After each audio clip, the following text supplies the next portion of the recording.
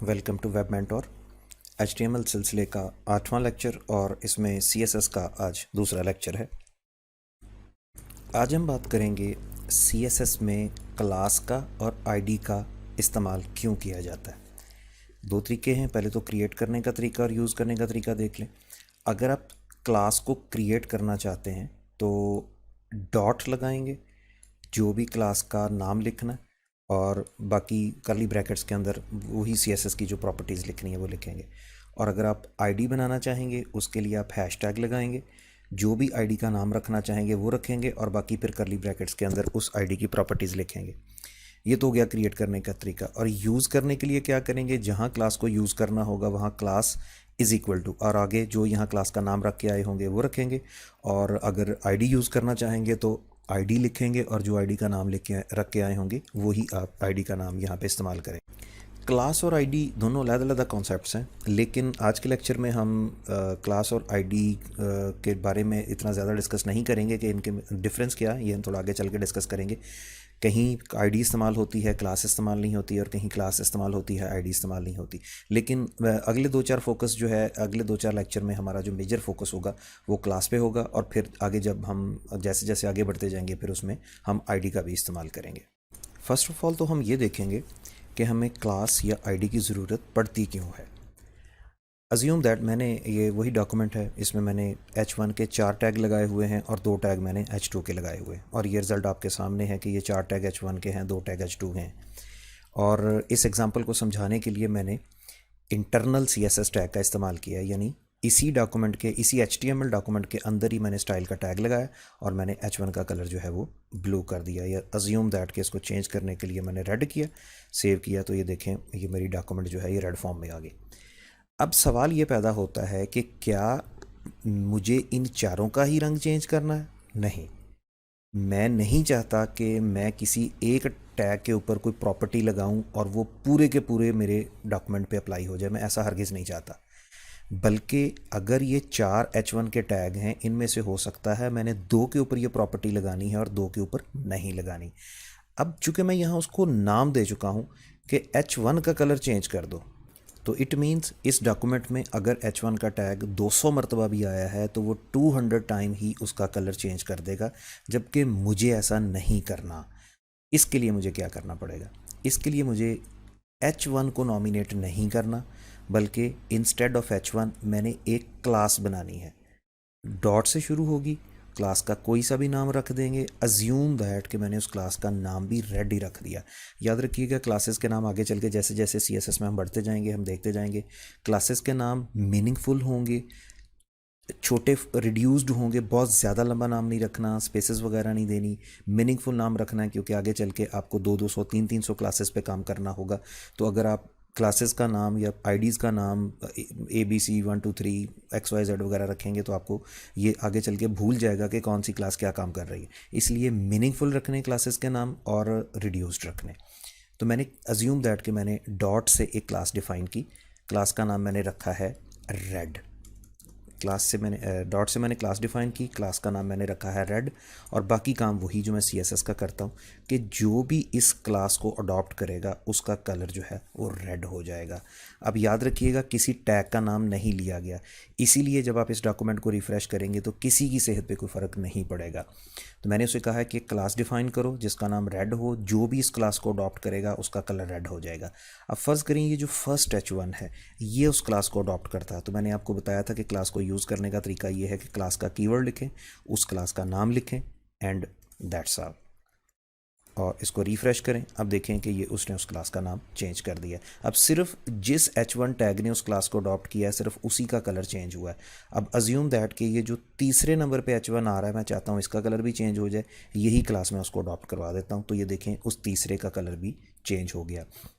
So on, ये जो दूसरे नंबर पे H2 लगा हुआ है मैं चाहता हूँ इसका कलर भी चेंज हो जाए, तो ये देखें कि जैसे ही मैंने इसको सेव किया तो वो दूसरे H2 का कलर भी चेंज हो गया।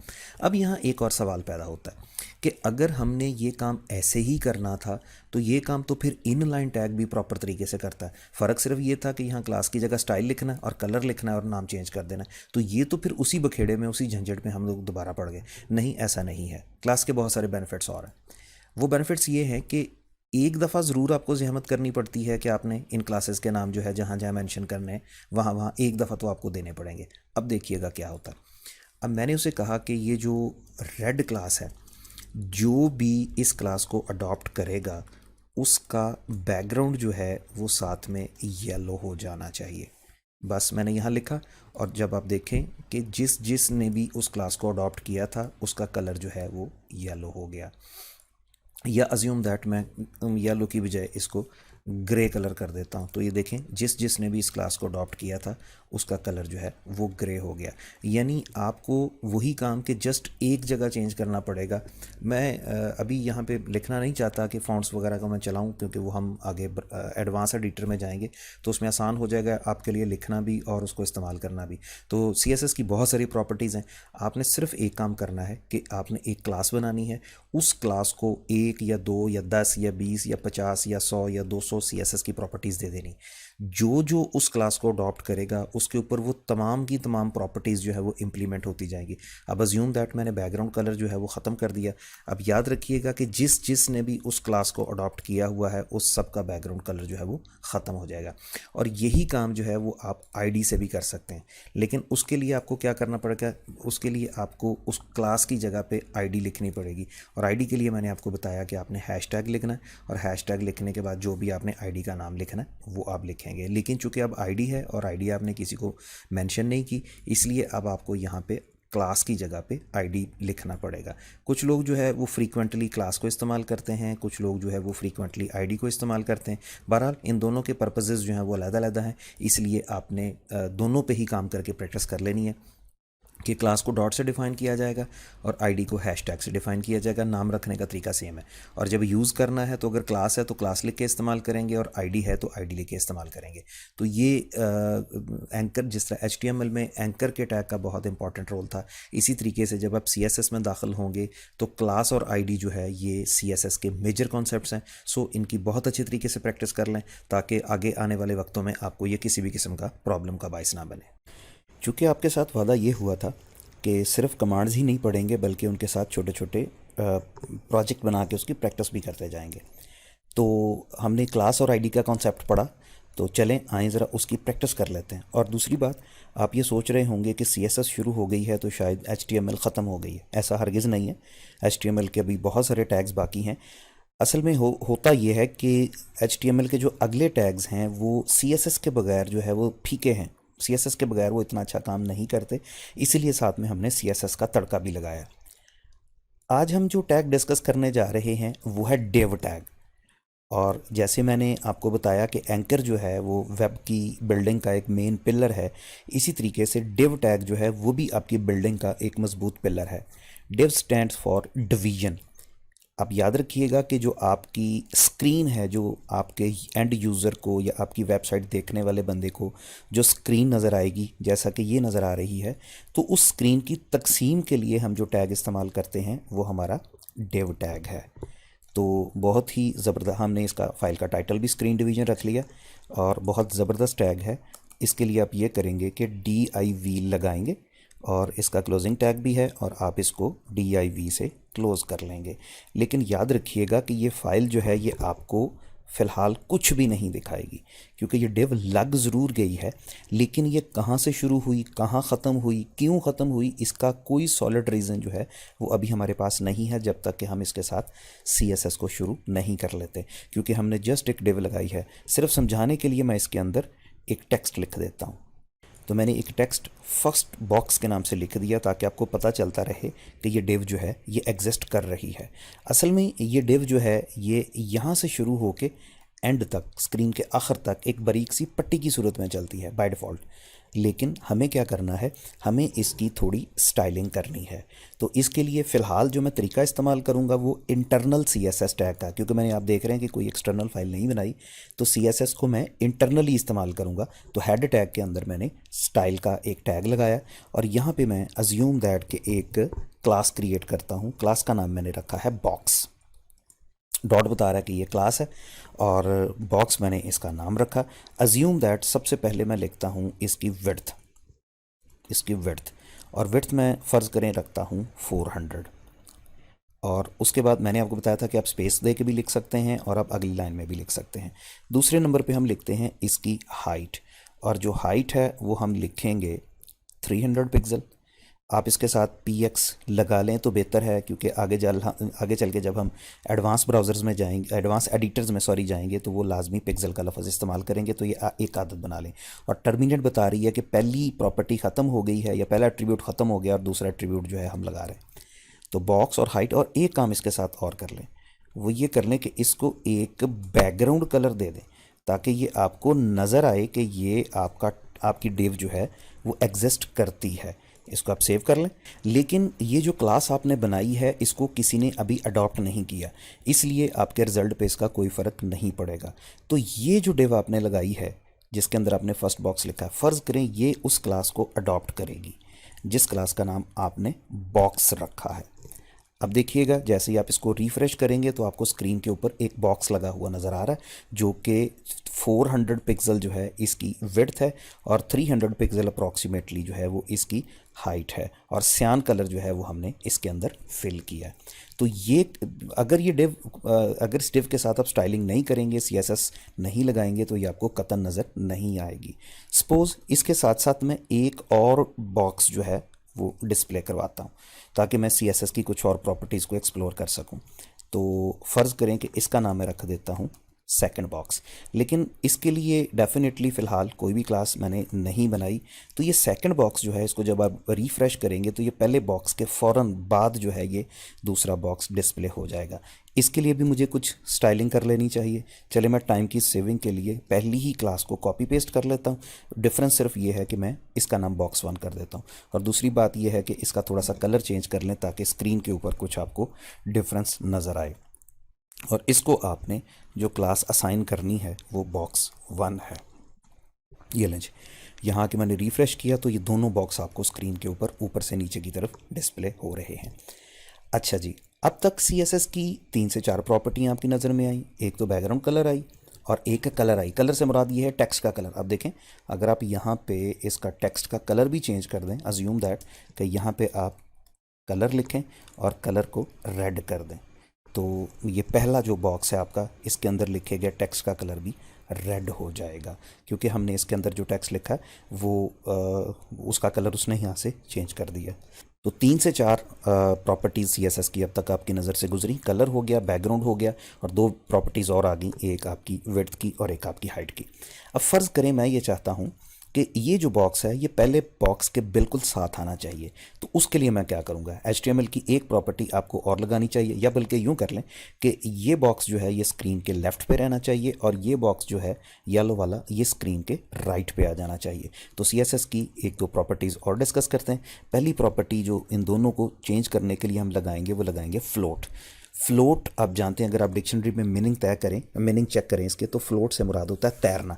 पानी में अगर बोट तैर रही है तो वो फ्लोटिंग कहलाती है। तो उसको मैंने फ्लोट लेफ़्ट कर दिया, और इसके साथ मैंने जो है वो फ्लोट राइट की प्रॉपर्टी लगा दी। तो ये देखिएगा कि एक जो है वो स्क्रीन के लेफ़्ट पे फ्लोट होना शुरू हो जाएगी और एक को स्क्रीन के राइट पे फ्लोट कर दिया जाएगा। अज्यूम दैट अगर आप इसके साथ भी फ्लोट लेफ़्ट कर देते हैं तो ये फिर पहली के साथ ही फ्लोट होते हुए ये आ जाएगी। ये देखें, इस तरीके से हम इसको प्रॉपर्टी को मूव कर सकते हैं। तो ये CSS की कुछ मज़ीद प्रॉपर्टीज़ हैं। अब मेरा टास्क ये है कि ये जो फर्स्ट बॉक्स आपको स्क्रीन पे नज़र आ रहा है, मुझे इसके टॉप पे, लेफ़्ट पे, राइट पे या बॉटम पे कुछ थोड़ी सी स्पेस छोड़नी है। उसके लिए मैं क्या करूँगा जी? तो CSS की एक और प्रॉपर्टी जो कि बहुत अहम है और बहुत ज़्यादा इस्तेमाल होती है, और उस प्रॉपर्टी का नाम है मार्जिन। इस प्रॉपर्टी को, ये जो नीचे आपको नज़र आ रहे हैं, इस तरीक़ों से इस्तेमाल किया जाता है। अगर तो आप इसके साथ मार्जिन और मार्जिन के आगे 20 पिक्सल लिखते हैं तो इट मीन्स कि ये चारों तरफ से 20 पिक्सल जो है ये छोड़ेगा। मैं इसको कॉपी करके वहाँ अप्लाई करके दिखाता हूँ। ये लें जी, इसको मैंने कॉपी करके यहाँ पे मार्जिन 20 पिक्सल के नाम से फर्स्ट बॉक्स के साथ अप्लाई कर दिया। अब आप ज़रा गौर करें, टॉप से, राइट से, बॉटम से और लेफ़्ट से इसने 20 पिक्सल जो है वो छोड़ दिया। चले मैं समझाने के लिए सिर्फ थोड़ा सा इसको मज़ीद बढ़ा देता हूँ। ये देखिएगा, टॉप, राइट, बॉटम और लेफ़्ट। तो एक तरीका तो ये है कि आप मार्जिन एक मार्जिन देंगे तो ये चारों तरफ अप्लाई होगा। दूसरी बात यह है कि अगर आप चारों तरफ डिफरेंट मार्जिन देना चाहते हैं तो उसके दो तरीके हैं। पहला तरीका ये कि अगर सिर्फ टॉप से मार्जिन देना हो तो टॉप लिख दें, अगर सिर्फ राइट से देना हो राइट लिख दें, अगर सिर्फ बॉटम से देना हो बॉटम लिख दें, अगर सिर्फ लेफ़्ट से देना हो तो लेफ़्ट लिख दें। बाज़ लोग आपको नज़र आएंगे इंटरनेशनली काम करते हुए कि वो चारों मार्जिन अलग अलग देते हैं, लेकिन समटाइम ऐसे होता है कि आप अपनी कोडिंग की स्पेस बचाने के लिए मार्जिन और मार्जिन के साथ चार मार्जिन बैक वक्त दे देते हैं साइमल्टेनियसली। लेकिन इसमें याद रखिएगा कि जो सीक्वेंस मैंने यहाँ रखा है वही सीक्वेंस आपको ख्याल रखना है। सबसे पहले जो आप मार्जिन देंगे वो टॉप कंसिडर होगा, ये क्लॉकवाइज चलेगा। अगर आप मेरे माउस की मूवमेंट देख रहे हैं तो ये क्लॉकवाइज चलेगा। सबसे पहले ये टॉप से मार्जिन, उसके बाद ये राइट से मार्जिन, उसके बाद ये बॉटम से मार्जिन, उसके बाद ये लेफ़्ट से। तो ये याद रखिएगा, ये मैंने नीचे भी आपको बताया हुआ कि मैंने मार्जिन कमांड लिखी 5 पिक्सल, 10 पिक्सल, 15 पिक्सल, 10 पिक्सल। इससे मुराद ये है कि सबसे पहले टॉप से 5 पिक्सल का मार्जिन छोड़े, राइट से 10 पिक्सल का मार्जिन छोड़े, बॉटम से 15 पिक्सल का मार्जिन छोड़े और लेफ़्ट से अगेन 10 पिक्सल का मार्जिन छोड़े। तो ये क्लॉकवाइज चलता है। तो बाज़ लोग इसको ऐसे लिखना पसंद करते हैं और बाज़ लोग इसको सेपरेटली भी लिखना पसंद करते हैं। जैसे आपके दिल में आए वैसे आप लिख सकते हैं। अच्छा जी, जैसे हमने मार्जिन कमांड पढ़ा, ऐसे ही एक और प्रॉपर्टी देखते जाएं CSS की। मैंने वो जो दो डिव्स थी उनमें से एक डिलीट कर दी है और दूसरी रहने दी है। तो ये डिव क्लास बॉक्स, सिर्फ एक डिव मेरे पास अब बाकी है। और दूसरा काम मैंने ये किया है कि इसकी स्टाइलिंग को मैंने एक एक लाइन में लिख दिया, क्योंकि मैंने आपको बताया यूजुअली इसी तरह ही लिखा जाता है। स्पेस दे के भी लिख सकते हैं, लाइन बाय लाइन भी लिख सकते हैं। तो ये एक डिव लगाई गई जिसकी क्लास बॉक्स है और इसको ये प्रॉपर्टीज़ दी गई हैं और आपने इसमें ये इसका स्क्रीन पर रिजल्ट देख रहे हैं। अब ये जो फर्स्ट बॉक्स लिखा हुआ, अगर आप इसको अपनी मर्ज़ी से कंट्रोल करना चाहें तो मार्जिन की तरह की ही एक और कमांड है जिसे हम लोग पैडिंग कहते हैं। पैडिंग को भी उसी तरह, अगर आप पैडिंग 20 पिक्सल, इट मीन्स कि ये जो टेक्स्ट लिखा गया है इस डब्बे के अंदर, ये टेक्स्ट कहाँ लिखा जाएगा। तो हम ये जो पैडिंग है 20 पिक्सल कॉपी करते हैं और उस जेन्युइन डॉक्यूमेंट में पेस्ट कर लेते हैं मार्जिन के साथ साथ। ये फ़र्ज़ करें कि हम मार्जिन का टैग फ़िलहाल यहाँ से ख़त्म कर देते हैं और इसकी जगह पे हम लोग पैडिंग का टैग पेस्ट कर देते हैं कि ये पैडिंग जो है ये चारों तरफ से 20 पिक्सल छोड़ दिया जाए। इसका बेनिफिट क्या होगा, ये ज़रा गौर करें कि ये टॉप से भी और लेफ़्ट से भी, राइट पे इसके कुछ है नहीं, वरना ये राइट से भी और बॉटम से भी 20 पिक्सल छोड़ देगा। बल्कि इसको अगर हम 20 की बजाय 70 पिक्सल करते हैं तो अब भी आप इसका रिजल्ट देख सकते हैं। अच्छा, एक और बात का आपने ख्याल रखना है कि ये जितनी पैडिंग आप इजाफा करेंगे उतना ही ये उसकी हाइट विड्थ में भी इजाफा कर देगा। यानी आप अगर ये पैडिंग का टैग यहाँ से ख़त्म कर देते हैं तो भी आप बॉक्स का साइज़ देख लें, ये देखें, रिफ़्रेश करें, और अगर आप यहाँ पे इसको पेस्ट कर देते हैं तो भी इसका साइज़ देख लें। तो जब आपने पैडिंग बढ़ानी है तो फिर उसकी हाइट विड्थ में उतनी आपको थोड़ी थोड़ी कमी करनी पड़ेगी। लेकिन चलें, बहरहाल ये जब हम एक टेम्पलेट बनाएंगे तो फिर ये सारी बातें उसमें डिस्कस होंगी। तो मार्जिन की तरह, मार्जिन का काम ये है कि ये डिव जो लगी है ये बाकी चीज़ों से कितना छोड़ के लिखी जाए।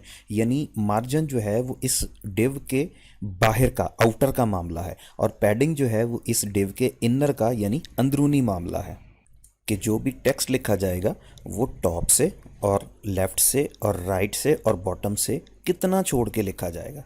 तो मार्जिन की तरह इसमें भी आप सिंपली अगर पैडिंग देंगे तो ये चारों तरफ को काउंट होगा। अगर आप सिर्फ टॉप से दें, ये भी क्लॉकवाइज चलेगी। तो padding top, padding right, padding bottom, padding left. और अगर आप एक ही लाइन में ये सारी देना चाहते हैं तो इस तरीके से आप इसको मेंशन कर लेंगे। याद रखिएगा, ये पहली टॉप होगी, दूसरी राइट होगी, तीसरी बॉटम होगी और चौथी लेफ्ट होगी। अच्छा जी, पैडिंग की तरह की एक प्रॉपर्टी और देखते जाएं, वो प्रॉपर्टी है CSS की बॉर्डर। आप किसी भी चीज़ के इर्द गिर्द, कोई डिव है, कोई इमेज है, उसके इर्द गिर्द आप एक बॉर्डर लगा सकते हैं। लेकिन बॉर्डर को लिखने का पैटर्न ये होगा कि पहले आप बॉर्डर लगाएंगे, उसके बाद बॉर्डर की टाइप बताएंगे। ये अगेन वही बात कि किसी एडवांस एडिटर में जाएंगे तो ये हमें बताएगा यहाँ पे सॉलिड बॉर्डर हो सकता है, डॉटेड हो सकता है, डबल हो सकता है। बहरहाल इसको हम आगे चल के देखेंगे। उसके बाद बॉर्डर की विड्थ होगी कि ये बॉर्डर जो है ये कितना थिकनेस में होना चाहिए और उस बॉर्डर का कलर कौन सा होना चाहिए। अज्यूम दैट मैं इसी प्रॉपर्टी को उसी फाइल में जिसको हम अब देख रहे हैं वहाँ बॉर्डर पेस्ट कर देता हूँ। ये लें जी, बॉर्डर सॉलिड होना चाहिए, 2 पिक्सल का होना चाहिए और रेड होना चाहिए। आप ज़रा गौर करें कि ये उसने इस डिव के चारों तरफ बॉर्डर लगा दिया। ये आप 2 की बजाय अगर 8 पिक्सल करते हैं तो ये आपको अंदाज़ा हो जाएगा कि मेरे कहने का क्या मकसद है। और अगर आप सॉलिड की बजाय यहाँ पे इसको डबल कर लेंगे तो ये यही बॉर्डर जो है ये आपको 2 लाइनों में नज़र आ जाएगा। और अगर आप इसकी जगह पे डॉटेड कर लेंगे तो यही जो बॉर्डर है ये आपका डॉट्स की शक्ल में कन्वर्ट हो जाएगा। तो बॉर्डर और जो भी आप लिखें, सॉलिड लिखें या जो भी आप लिखें, तो उसकी जो शक्ल आप देना चाहेंगे सॉलिड हो गया, और उसकी आप थिकनेस देना चाहेंगे और उसका कलर देना चाहेंगे तो उसके इर्द गिर्द बॉर्डर लग जाएगा। और अगर आप बॉर्डर चारों तरफ नहीं लगाना चाहते तो फिर आप अलग-अलग, इसमें वो रूल नहीं है कि कहाँ से लगाएगा, क्योंकि इसमें जो मैंने इकट्ठी लिख के दिखाई थी वो उस तरह से बॉर्डर नहीं लग सकता। तो बहरहाल अगर आप सिर्फ इसके टॉप पे बॉर्डर देना चाहते हैं तो बॉर्डर टॉप, अगर सिर्फ बॉटम में देना चाहते हैं तो बॉर्डर बॉटम, सॉरी, और अगर आप राइट पे सिर्फ ओनली देना चाहेंगे तो बॉर्डर राइट, और अगर आप बॉटम में देना चाहेंगे तो बॉर्डर बॉटम। तो ये 3-4 प्रॉपर्टीज़ को याद कर लें जो कि आपके आने वाले वक्तों में बहुत ज़्यादा काम आएंगी।